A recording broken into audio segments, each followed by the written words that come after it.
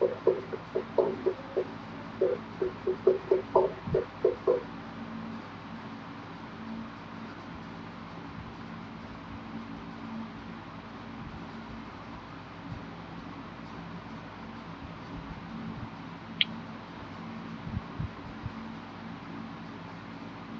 हम लोग स्टार्ट कर रहे हैं ऊचेरेरिया बैंक्रॉफ्टी। ऊचेरेरिया बैंक्रॉफ्टी, इसको बहुत लोग बोलते हैं Wuchereria bancrofti, it is wrong. Wuchereria bancrofti. Actually, this nomenclature or this name has been assigned after the two discoverers, Uchererer.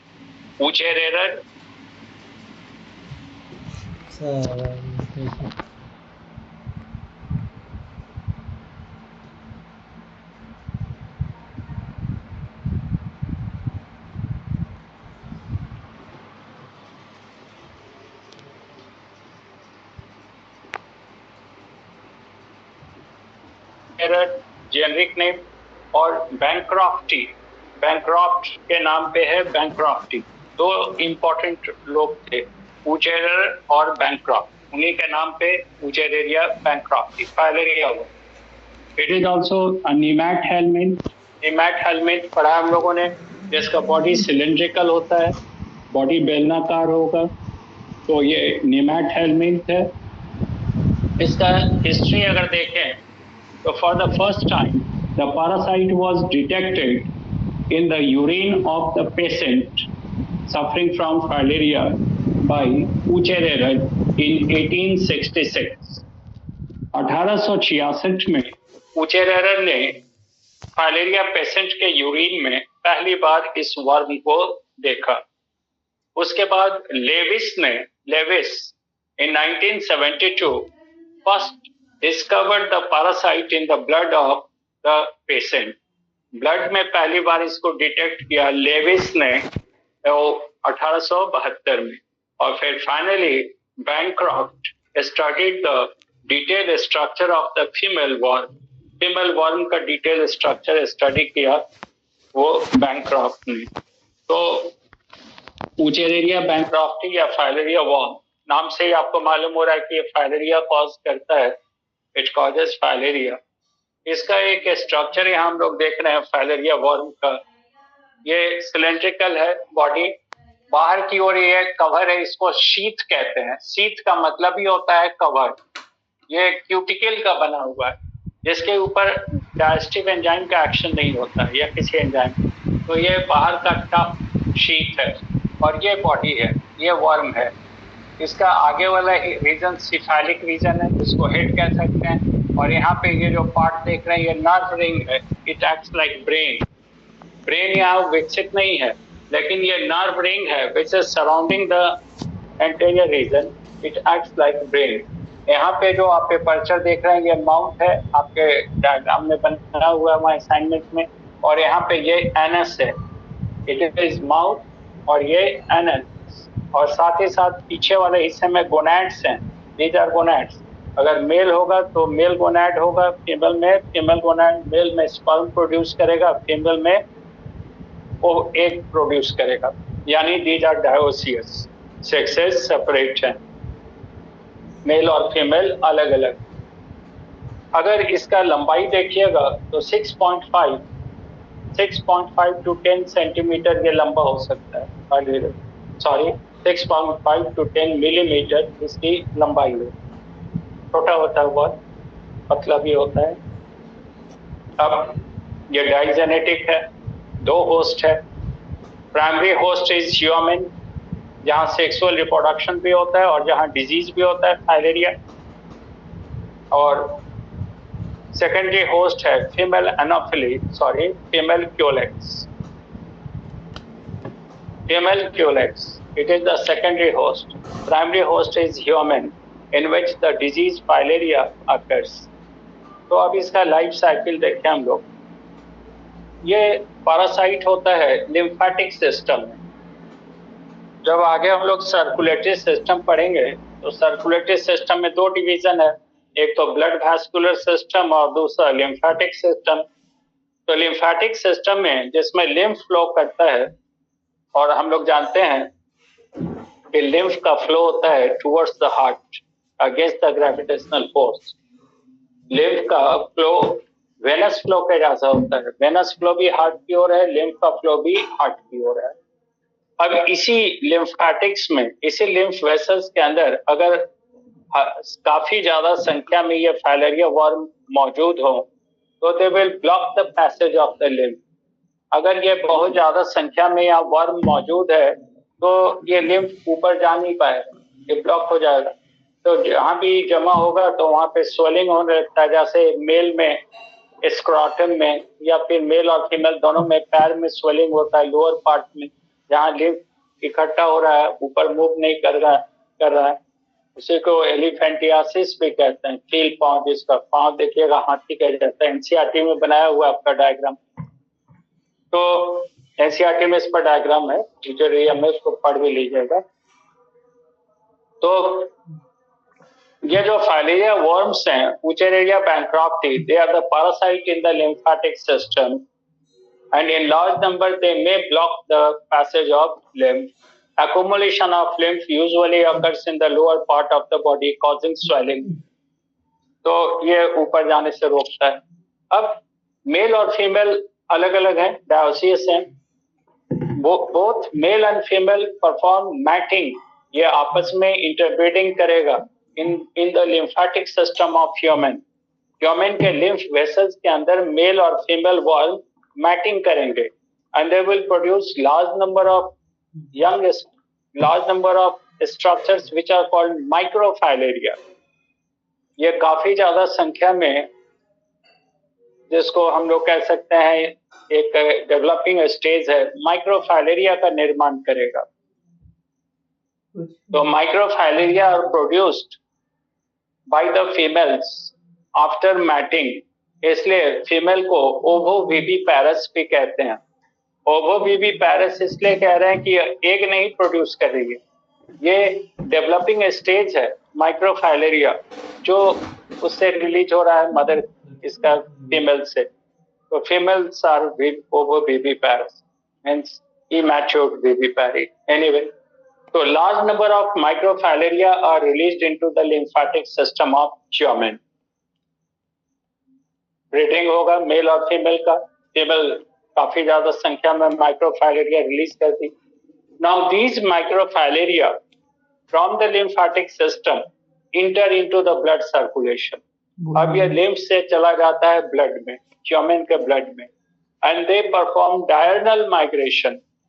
Diurnal migration हम लोग समझते हैं 24 आवर्स में ये सर्कुलेशन कंप्लीट करता है। During day hours they enter into deep circulation. Deep circulation कहने का मतलब है जैसे विसरल ऑर्गन है, हार्ट है, लंग है, लीवर है, किडनी है, उन सब के अंदर ये चला जाएगा माइक्रोफाइलेरिया दिन के समय। और रात के समय में they will inter into peripheral circulation, skin के नीचे जो ब्लड कैपिलरी उसमें आएगा रात में।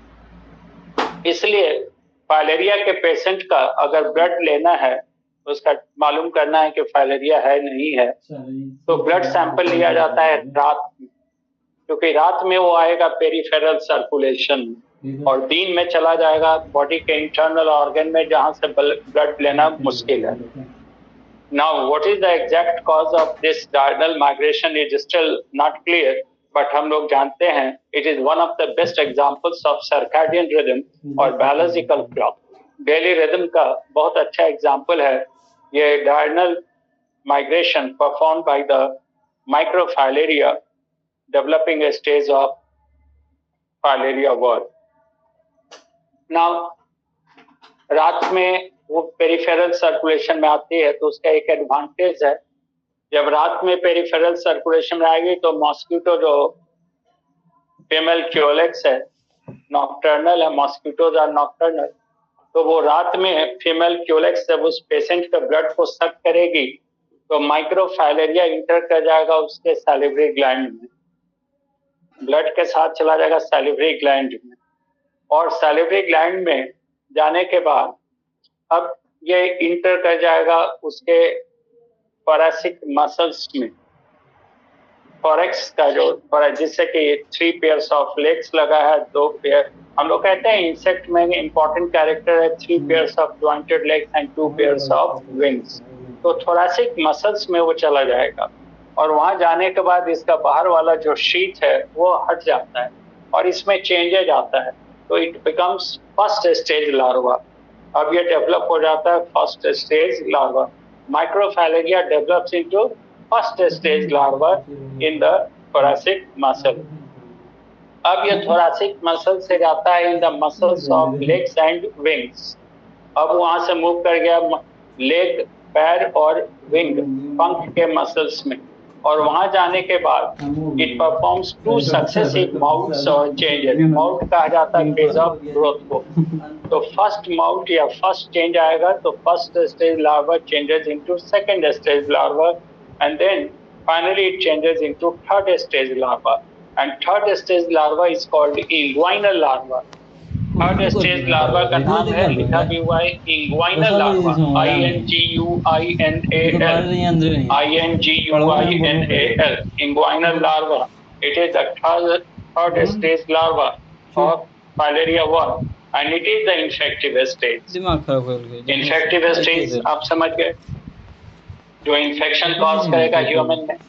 तो अब ये थर्ड स्टेज लार्वा या inguinal larva, they will move to the salivary glands of the female culex, and when the female culex bites a person, the third stage larva or inguinal larva enters into the blood circulation, human के blood में आ गया और वहां से move करेगा lymphatics में, and within few months it will develop into adult worm to continue the cycle.